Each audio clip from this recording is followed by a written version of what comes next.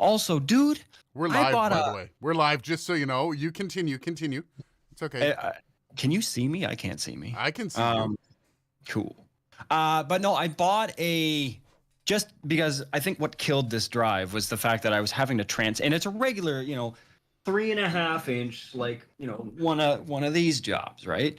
Yeah. Um, and so, I use these as VHS tapes basically. And I've got little toasters that I stick them into everywhere. Like I got one here, I got one at work. So I use that as the back, and I pad it and I put it in a static bag. But those things aren't really designed to sustain a ton of physical movement. Yeah, no Um, kidding.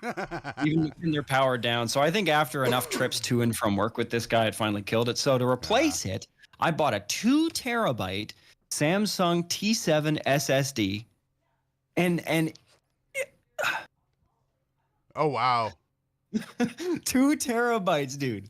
I know this is not as small as it gets. I have I have two massive NVMe SSDs on my motherboard, so I've seen how tiny big SSDs can get. But Jesus, How much was and that? $200. That's not bad. No, that's it. That's not bad at all. So I'm like, dude, I think I might just start getting these. Say fuck it to the whole VHS tape thing, because No two kidding. terabytes on this little guy, like Jesus. Uh, I by could stick them together in a RAID array. Like, yeah, no kidding. Hey Beresford, Mark Isper. Hi. Richard says, "What up?"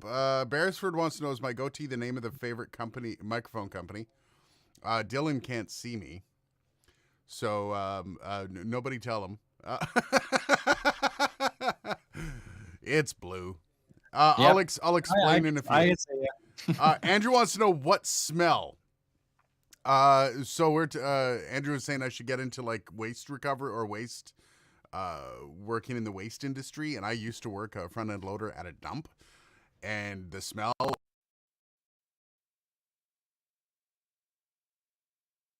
Yeah, I can only Or imagine. Honest to God. Mark, like your mic reviews, you're strict to the point. Confirm your answer. Keep going. Cheers, Mark. I appreciate that. After it's been an interesting week, and we'll talk about the Wednesday video a bit, and some of the clapback I got, and some of the responses, which 99% positive, which has been awesome. I'm happy to know I know my audience well enough. And I think I've been pretty open about who I am, what I stand for. I don't put it in my videos. I make jokes here and there. And I really don't give a shit if we have people that are like left-leaning, right-leaning, centrist. I don't care if you're into anything. I just don't like racism, sexism, all that shit on my channel. So I don't care who you are, what you're at. You're welcome at the channel. I don't throw my opinion out there often. Every once in a while I throw a joke in. But if you can't handle that, I mean, you're a loser. Just saying. I'm just saying, if you can't handle a small joke, you're a loser. Anyways, we'll talk about some of the fallout from that. Salsa, love your beard. I don't think I've seen you here, Salsa. Welcome to the live stream. Thank you. I appreciate that. Sean, why did you wait until I was working afternoon shift and the baseball game is coming on soon? Sorry, brother. Go Jays, though. Go Jays. Oh, the chicken Big Mac. I never did address that. Dale, yes, apparently, according to my 10-year-old, this is my new look. And so the general idea I have is, and this is something I adopted when all my kids were really young, is if my child walks up to me and says, Daddy, can I X? So can I paint your nails? Can I dye your beard? I just say yes. Because I literally delight in their happiness. The happiness of my children is literally the center of my world. So if my child ever wants to dye my beard, I don't give a shit. Sure, whatever, because it makes them smile, and their smile is like my energy, man. Chicken Big Mac, we'll get to that in here. Big Tasty, it got dyed blue. Mark, which do you think should be better in my first mic? 120 or AT2020 versus MXL 990? Not the MXL. I like the AKG P120. The AT2020 is a bit of a different beast. I believe that's a full 1-inch capsule condenser. Your best bet on those would try to get them side by side and test them on your voice. I like the AKG P120. It's a great versatile mic for almost anything, including voice. Yep. I threatened for St. Patrick's, lost courage. See, Dale, I don't care. I think that's part of my mystique and Really, a lot of the reason why I'm so awesome is I literally don't give a shit what I look like. I'll walk outside in pajamas. Don't care. I have zero interest on my physical appearance. I try to look nice. Like I try to shave for videos, but I don't know. Where are you on that, Dylan? You care? Do you care what you look like when you get up and leave the house? I mean, relative to like my girlfriend, no. But relative to you, yes. Yeah. Yeah. So I care somewhat, but like I'm Well, not like I have a coworker that every morning puts on 5 different face creams, and he has to wait for each one to dry, to keep. And he's in his 40s and he's trying to fight like stuff, and I'm like, Ah. dude, like no, just like, let it happen. I don't care Let it that much. happen. Yeah, just let it happen. Like whatever. See, like if I was getting married or I'm going to a wedding, this wouldn't be a thing. Like I wouldn't Yeah. be putting blue dye in my hair for stuff like that. But day to day, I don't give a shit. As long as I don't smell and I'm clean. Well, that's it. Yeah, whatever. as long as you look, just clean. I think hygiene Yeah. is fairly important, just in general. But yeah, as far as like what my hair looks like, because so much of that is kind of somewhat out of our control without literally dedicating X amount of our life to it. So Right. And Yeah. it really doesn't matter in the long run. Like that, I shaved my head because I couldn't care less. Hair's a pain in the ass as far as I'm concerned. Andrew says, "Hey, Dad, can I play karaoke with your Neumann?" Trick is, don't own a Neumann. Huh? Huh? I don't actually have a Neumann in-house right now. The TLM 102 went back to Glenn, so yeah, I'm Neumannless, man. I need to get a Neumann. Yeah, I think I'll buy one of the BCM 705s. Get it or get a Cam 184 for like $800.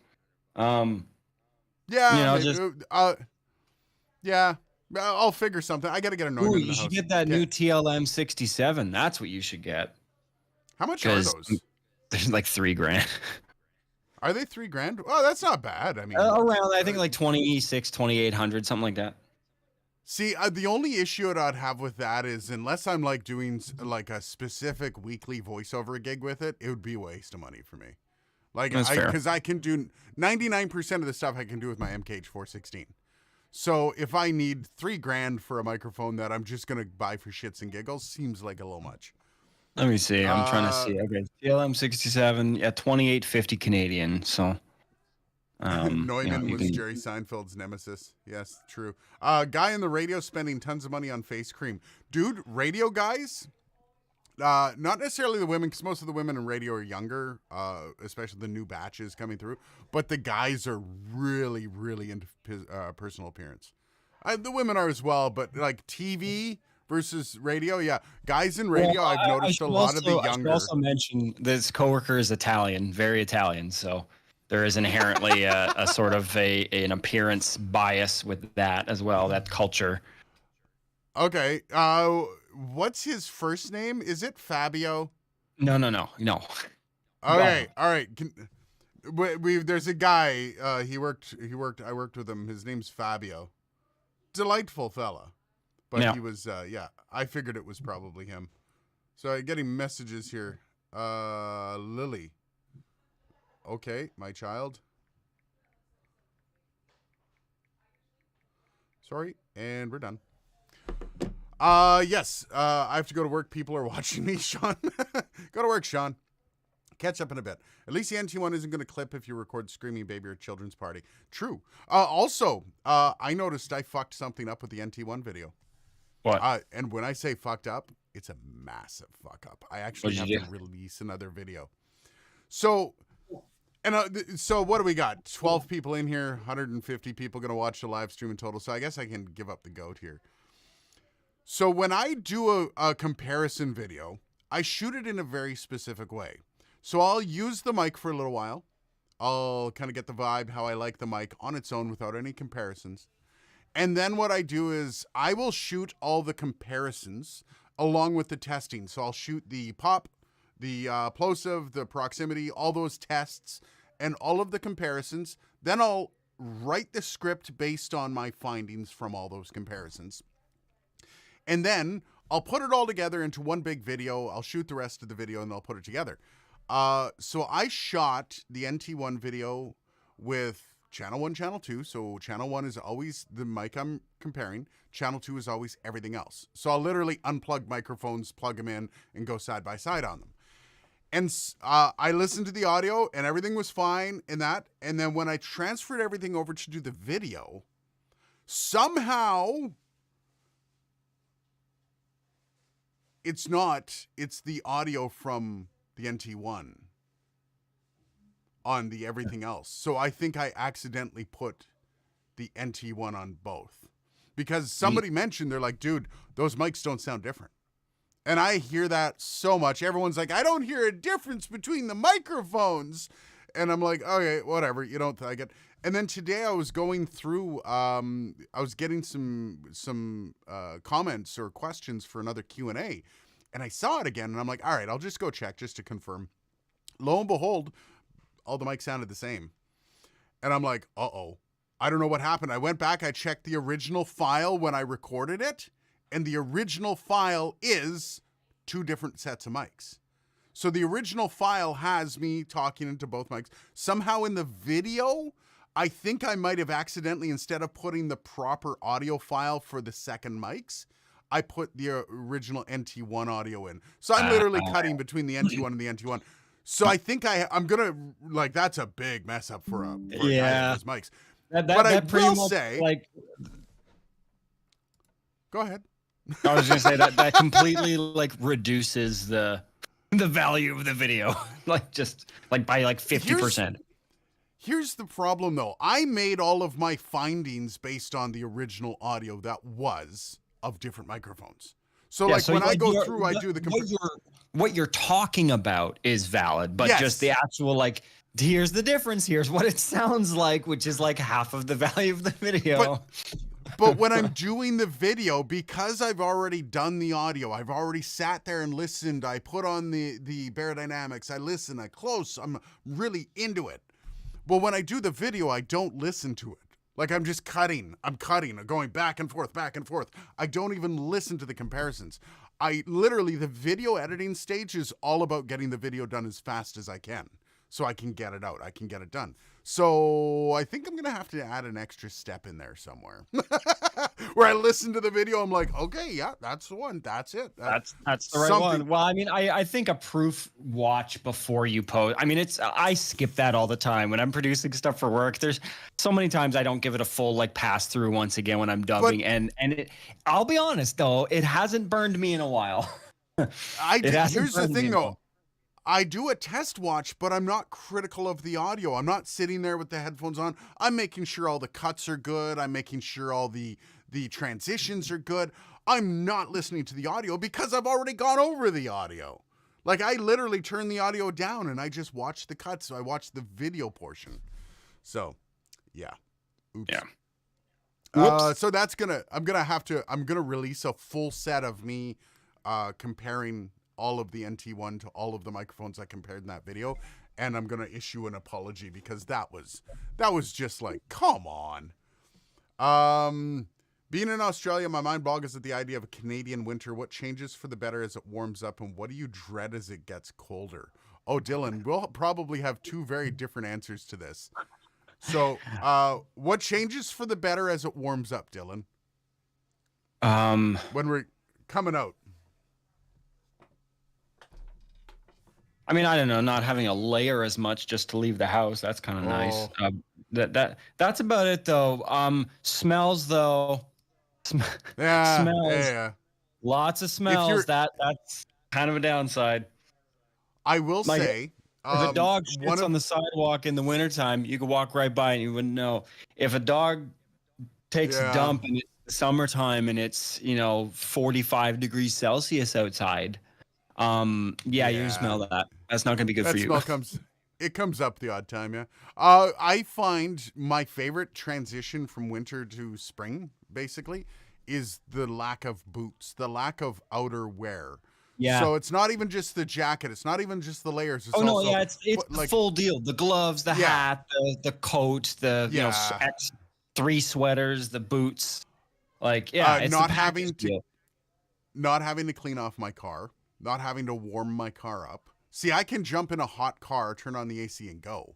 But when you are in the middle of -40, which it is in my area and Dylan's too, -40, you don't just jump in your car and go. You turn your car on, you let it warm up, you brush everything off.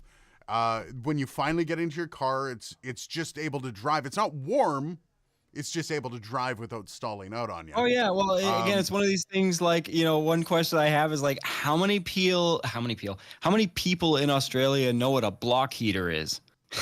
Yeah, Right? probably Right? very Like, few. or even, I don't know, even in like Mexico. Like, I mean, that's such a, even in where we are, that's rare. Like, that's more of a Calgary, like Alberta thing. But Before I get to Andrew's incredibly disrespectful follow-up on that, I want to point out the things that I dread. I don't actually dread when winter's coming, because winter means Christmas. So at around November, like, I love fall, but around November you start to get that Christmas hype, and you're like, oh, it's gonna be Christmas. I've got kids, I love it. And then it's usually around January 1st at about noon, where you're like, oh fuck, we still got 3 months left. So Yeah. I don't really have a dread period. I just, once Christmas and New Year's is done, all the snow should go away. oh, yeah, but Like, basically, flat out, all the snow. once the sensationalization period of snow is over, which is as of Yeah. like January like 2nd, then yeah, it's outstayed its welcome. Leave and never come back. Yeah. Until So, Advent starts the next year. Dan, we got you coming up in a second here, but Andrew also disrespectfully had to point this out. I have to wait 10 seconds to clean the dew of my car in the winter with a squeegee. And I don't know who's got a wrench, but somebody should ban Andrew now. Dan, Oh, I have a Dan wrench. wants to I know. forgot I have a wrench. No, don't ban him. No, I'm not gonna do that. Dan wants to know, and this is actually something we were supposed to talk about last week, but I forgot I was going to Thunder Bay. Dylan, did the temporary crap that happened with Wave subscriptions worry you for a bit? Honestly, so my corporate answer is different than my personal answer. So my corporate answer on this is yes, because it's a tool that we use. It's a tool that we use a lot. It's great. We've syndicated it. We've invested a lot in that, and we're working to invest more with them actually right now. So that would have been annoying. On a personal level though, and from a personal business standpoint though, I don't use much of the Waves plugins anymore. I've sort of transcended, in a sense. Now, there's nothing wrong with Waves plugins. They're still amazing and capable of a lot of things, but I've just found other things that I personally prefer, namely like Native Instruments plugins and FabFilter plugins, that I like the feel of them more. I find the sound of them more versatile. There's still some Waves plugins I reach for, like the CLA 76 is still something that I reach for pretty regularly. But anyway, without getting too far down that rabbit hole, yes. And then seeing that basically, unlike what Adobe did, Waves basically came back and said, yeah, so we hear, like, their CTO, Mir Shashor, he came up and he was like, yeah, so we're going back to perpetual because people hate it. People hate this new thing that we're doing. But yeah, it was a little bit, I was like, oh, this will be interesting. We're going to have to jump ship with Waves because I'm not. It's, the world is going to it. It's, I don't know. It will come back, and they will find ways. Like Avid, I was talking to somebody from Avid at one point last year on the registration side of things, and on the infrastructure side of things, and they literally said to me that their plan is to increase. So basically, right now, if you have Pro Tools Perpetual, like I do, you pay obviously like $700 up front, and then you can pay a certain amount per year for your update and support plan, which gives you certain support privileges and also gives you any updates that come to the software. And so that right now is sitting about $260 a year Canadian. That was what I am about to pay. I just said that is what I'm about to pay in April when my renewal period comes up for that. But they fully pay more intend for a website. Well, so here's the thing. They fully intend on increasing that to the point where it matches the yearly spend for a subscription. That's fully the intention. So they are going to continue to creep that price point of the perpetual renewal plan up to the point where you're basically not saving any money at all. You might as well just move to the to the subscription model. Well, for new users, yeah. Yeah, and my whole thing is like, look, the nice thing about perpetual is if, I don't know, there's a dodgy year, whatever, got to offload some assets, I can stop paying that support plan and still have access to whatever version of Pro Tools I stopped with. Yeah.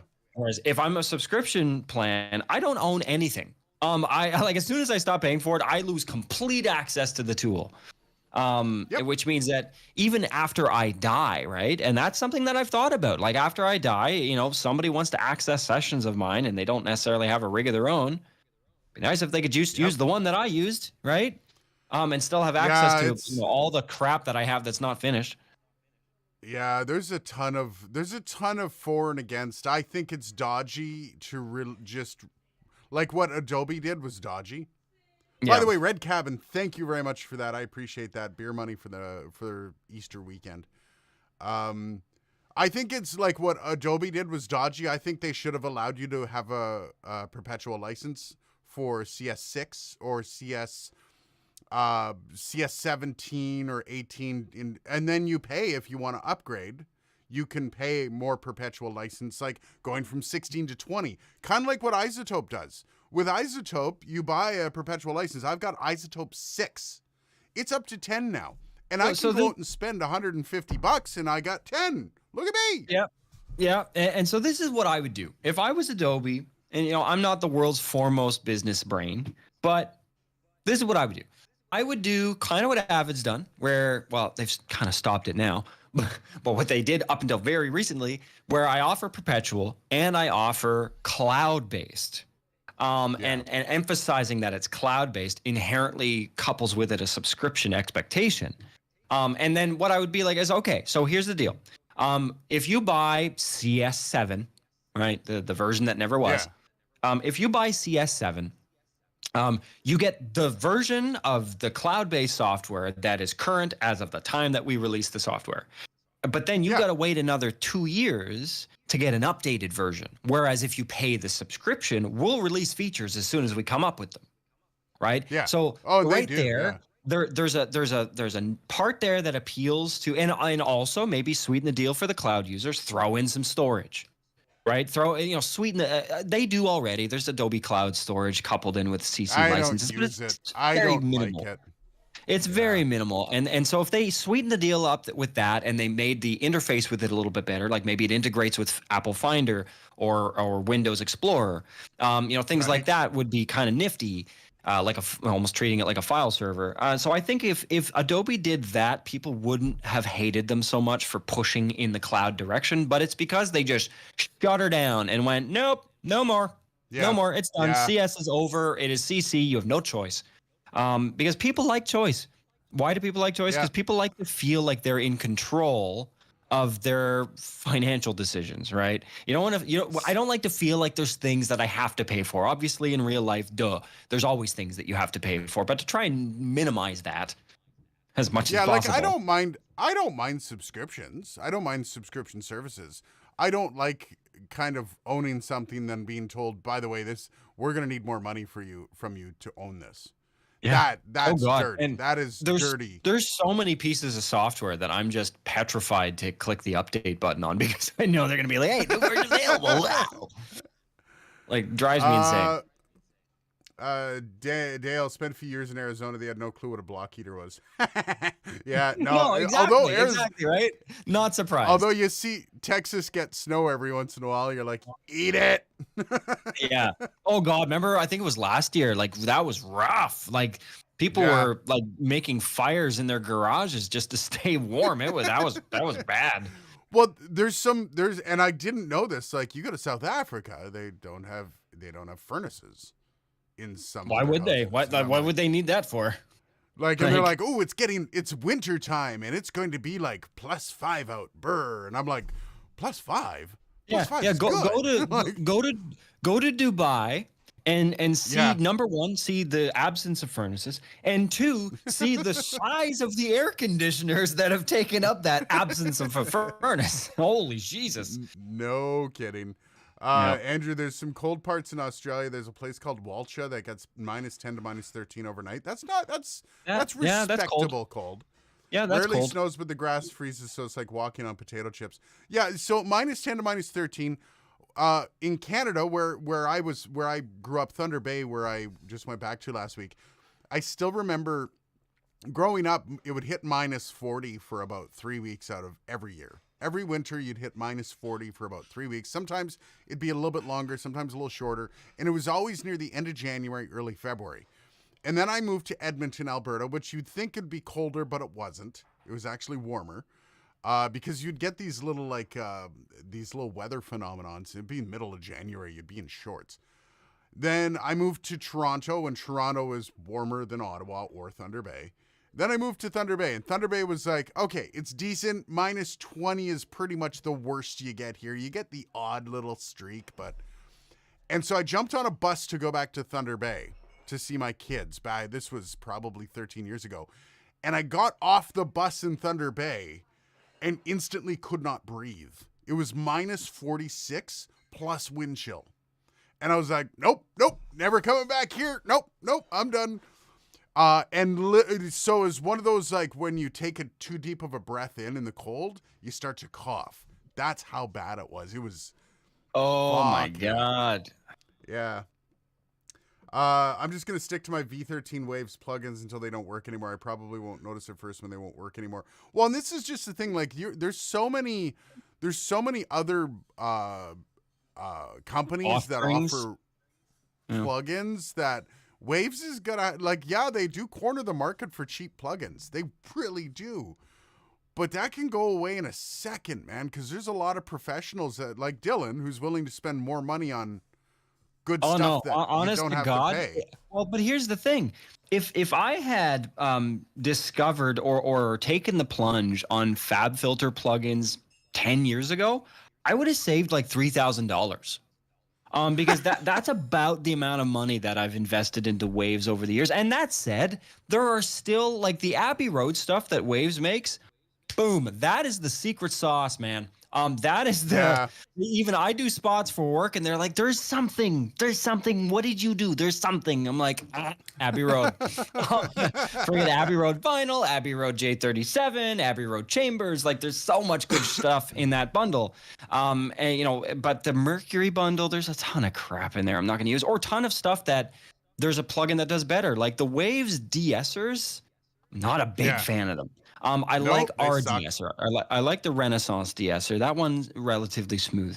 But the way I can manipulate a de-esser with FabFilter, with their version of the tool, is like a million times more transparent than what I could achieve with the RDSer or just the regular Waves de-esser or any stock de-esser that comes with a DAW. I use RX de-esser, the iZotope de-esser, and it's a blanket de-esser. It's not very nuanced, but it gets the job done for speech. Yeah, I'm excited for what AI is going to bring for tools like de-essers, because right now de-essers they're just dumb compressors. They're just compressors that are like tone deaf for the bottom half, the bottom 3/4 of the frequency spectrum. So they just interpret the high end stuff and react to it accordingly. And whereas, with AI, it can actually say, oh, that's an S, or oh, that's an SH, and will adjust them intelligently so that you're not grabbing, like, if you really overdo a de-esser on a voice, it sounds like they have a lisp. And it sounds like they have a lisp, and it will chop off like some of the high end. So it can actually, if you really overdo it, it can make somebody sound dull. So having AI for a tool like a de-esser or a de-breather would be another phenomenal application. AI de-breath. AI de-breath, AI mouth de-click. See, that to me, that is an area that iZotope in particular really needs to do some research into. Because their market corner, which is RX, and for the most part, more people spend money on RX than any of their other tools. And like, get AI in there, because companies like Descript are coming out of the gates, guns blazing, and they're coming for your market. Well, it's funny too because even now, ChatGPT is being integrated with Descript, Yeah, and not like surprised. that's scary. By the way, Joe- we got to switch gears a little bit here. You keep bringing up these waves and how good you are and what you're doing. Dylan and I have decided to do a pet project video here. I'm hoping this one goes a little smoother. A couple videos that I have long-term plans. I figured out how to grow cultures at home. So I'm going to be swabbing microphones at home, and I'm going to do some tests swabbing my keyboard in front of my, like this keyboard here. I'm going to swab see how much spit has hit the camera. I'm going to probably get Dylan to do some swabs as well, and I'm going to see exactly how dirty your mics are. I kind of want to take it larger scale. I'm going to see if there would be, I think I might get a hold of the dudes with my FM and take a drive out. See if they'll let me swab their mics at a radio station. Because I want to see. I like alcohol wipe mine once a month. So, But that would be a good control to see if somebody who's anal about it. Yeah. How bad is your microphone still? I'm not that bad. I know a guy in Ottawa who's got a studio who every day he will Wow. take the head of his mic and wipe it down with alcohol every day. And I'm like, that is You gotta get a get a BCM 104 and just soak it every night. Then, if you just take the little beehive off and soak it, you're good. But that's gonna be planned. I want to see if I can get something big for that, so I can a little something more than just me swabbing a couple mics in my studio. Then. The other one, Dylan and I kind of just started the conversation around this, is we're going to be doing pro versus amateur. Who can produce the best song? Now, Dylan, there's a couple things we need to figure out here. One is, are we going to do a reimagining of a song that already exists and see which one of us can do a better version? And the two things you'll be judged on is one, your interpretation of the song. And two would be your production of the song. That's first. And then two, whether or not we just write our own songs and produce. Like we come up with, you can use C minor scale or A minor. You use the scale of A minor, write a song. Or should we do that? Or we basically write a song together and then record it separately. Interpret it separately. And then it's the same song. It's an original, but it's the same song. And we're both in the writing process, so we've both partaken, and then see how they differ on the outset, right? So that's, I guess, the third option. So here's the difference is, I guess we can both sing it. Yeah, as long as it's written in the right key for me. My range is shite lately. Yeah, my range isn't great either. So the question is for everybody that's here is, what do you think? And this is what I want to get. I want to hear from you guys. Is it something we should we just take like a specific song from Days Gone and both reimagine it ourselves? Should we write something and do it? I think this will be a fun video to shoot. I think it's going to be a pain in the ass though. Like it's going to be a lot of work. And I also need to find ways I can cheat because I'm not as good. See, and this is the thing. If we both wrote our own songs, and we both produced. I'm a very good songwriter. I can write songs like a son of a bitch. That is my strength that I'm bringing to this. I can write a great song, no problem. I can take 2 chords. I could write a great song under 2 chords. And you will destroy me as a producer, and you also write decent music. So I literally have to write like a son of a bitch and make sure that song is so well written that you have it can be recorded on a tin can and you wouldn't care. That's what I'm hoping for.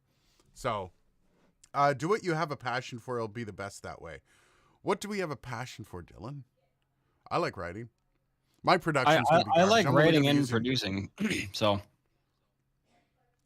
the happy birthday tune or U.S. attempt if you want an extra flame. I don't know. I think maybe we're gonna end up writing our own song. Whether we write it together or we write our own with a specific scale in mind. Why don't you post a poll on the channel? All right. U.S. anthem. Ugh. That would be horrible. I mean, yeah, I'm down. I'm down to just write something separately too. That I'm down for any of the three options really. Either we write a song together and kind of create it separately, or we do write two songs separately, or we take something that's an already established song and we use that as a foundation. Write your own song. Cover. And then once we song. write, are we allowed to release the song once we do it? Or maybe we should. Maybe maybe you should actually release the song 100. on, and add that to it. Well, I was gonna say hear me out though.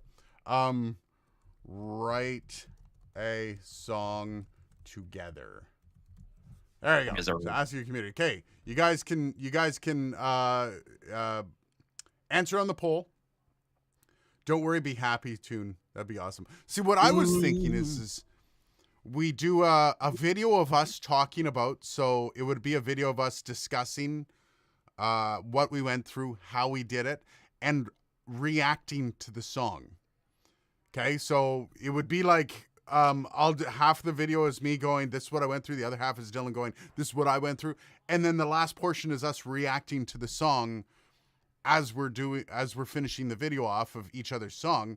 And then we release a video for each song, so people can make up their own minds. I was gonna say, or for the reaction portion, like we literally do like almost like a Good Mythical Morning style thing where we get together and we both sit through both songs back to back and like record, film us.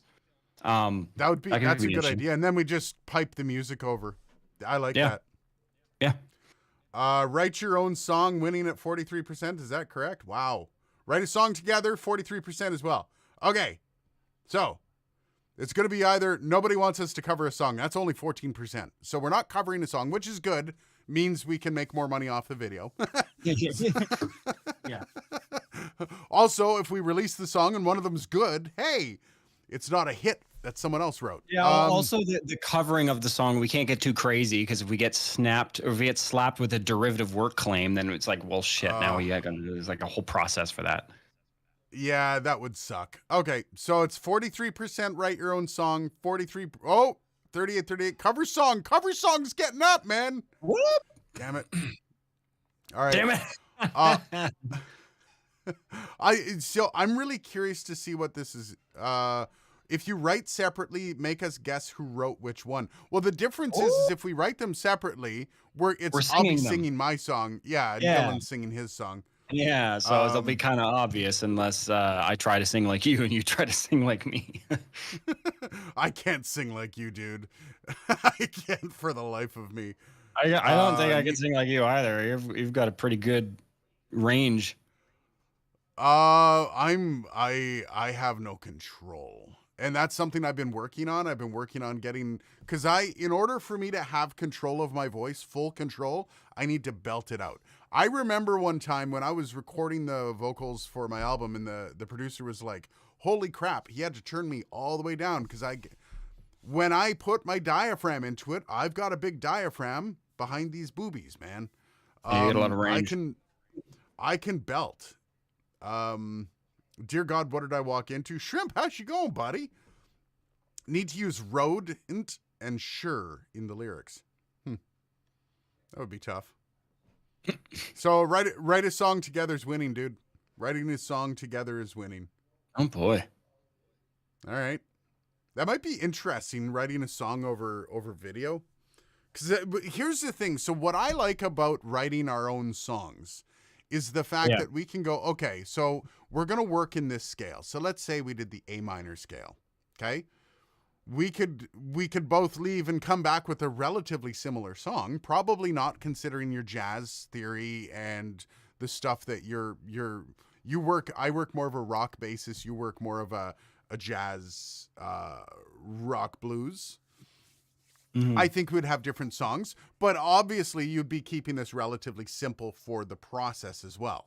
Like you don't want to write a 20-piece, 15, you don't want trumpets playing in the background. That's what I'm trying to get to.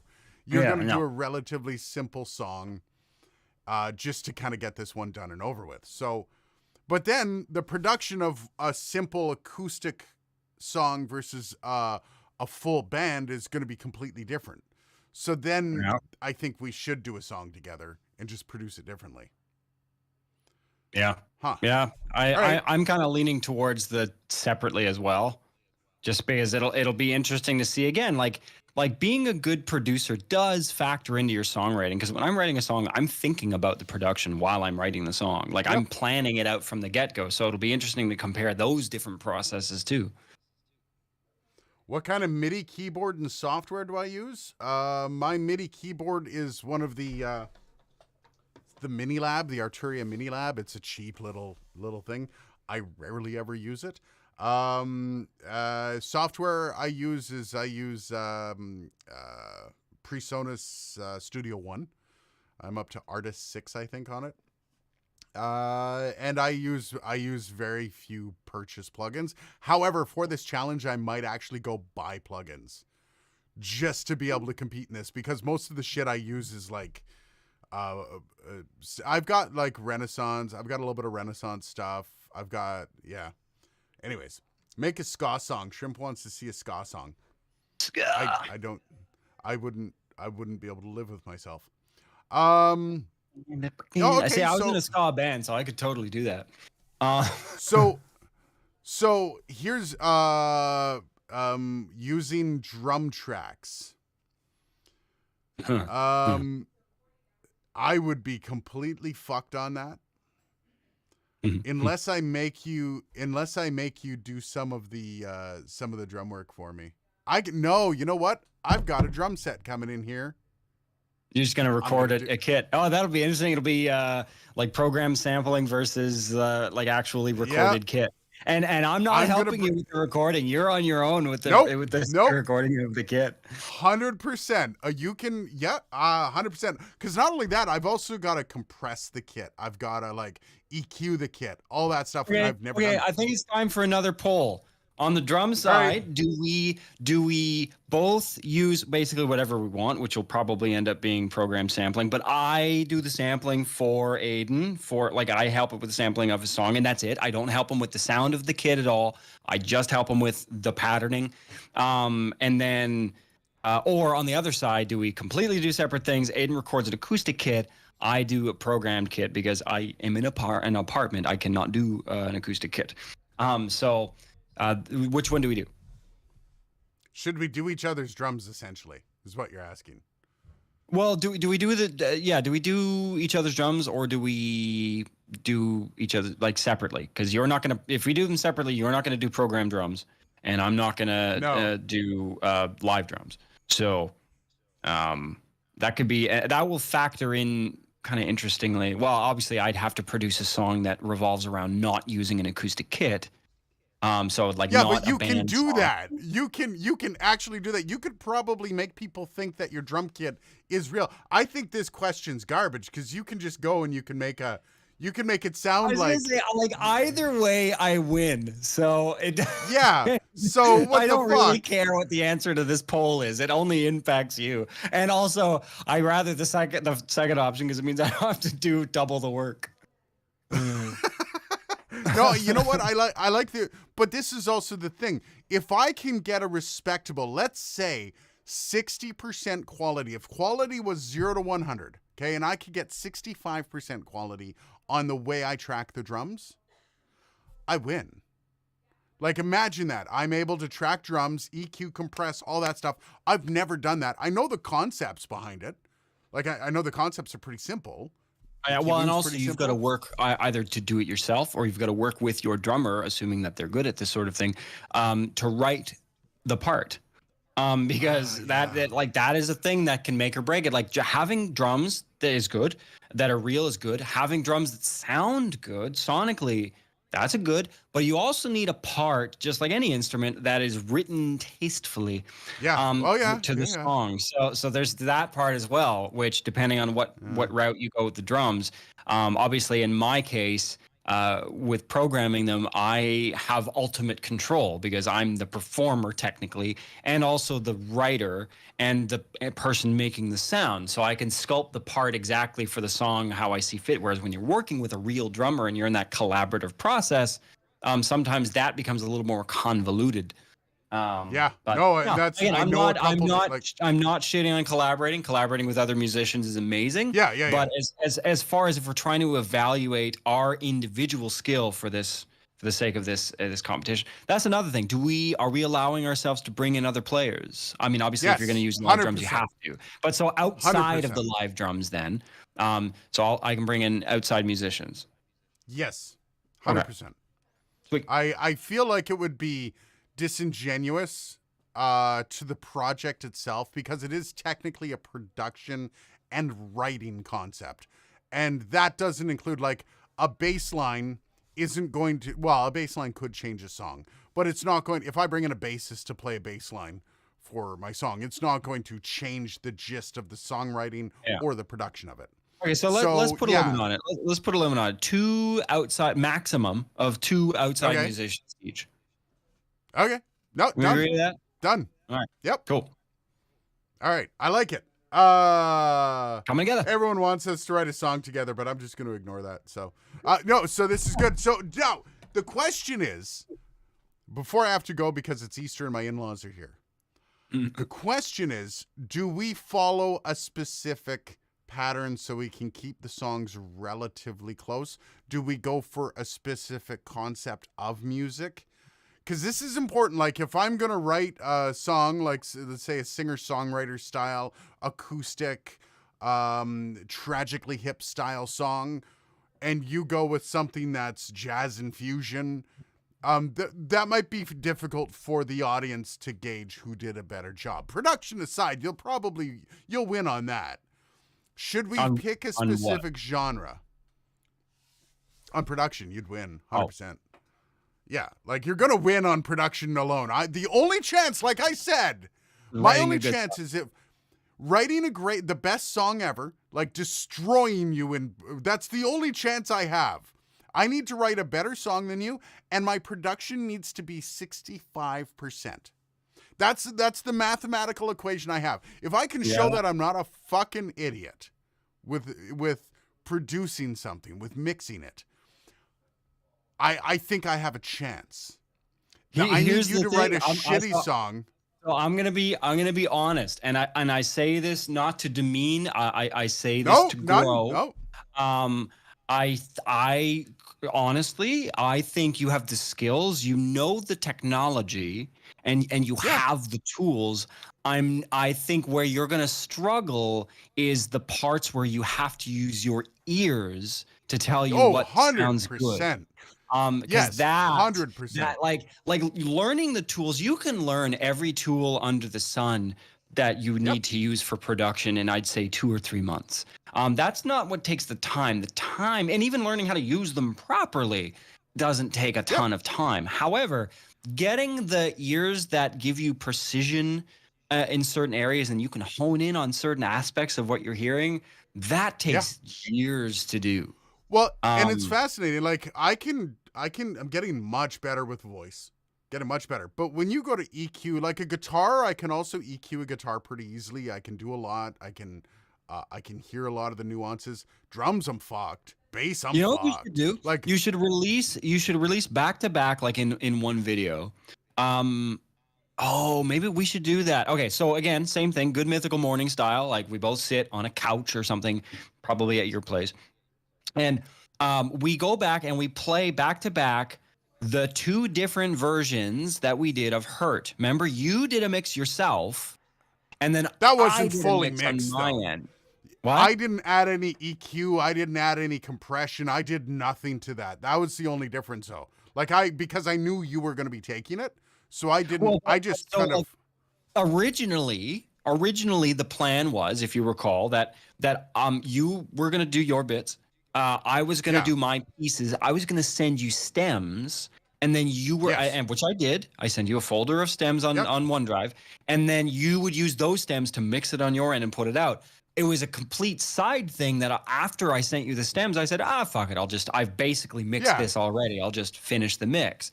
Oh, And so then you think I should try to go back and mix and like do all the mix and master? That's not a bad idea. That'd be fun. had you started to try to mix? Okay. No, I hadn't. And- I was gonna sit down with it, but then you're like, dude, I did it myself, and I'm like, fuck it. I'm not doing better than that, so we're using that. Like I knew I wasn't gonna do better. I thought you had already done a version, and I'd send it to you, and you're like, "Oh well, we're just gonna use that because like I'm not." No, like I started doing a little bit of compression on the voice. I was still working on the voice, throwing some compression on that. I hadn't even touched the guitar, and the tight guitar you got out of that really kind of just aggressive attack on the guitar was. Like, I was never going to be able to do better. It's not like I would have mixed it when, sorry, Dylan, you kind of suck. There was no chance it was going to be like. It helps. It's not even necessarily like, some people would be like that stuff is chalked up to talent. It's experience. Anybody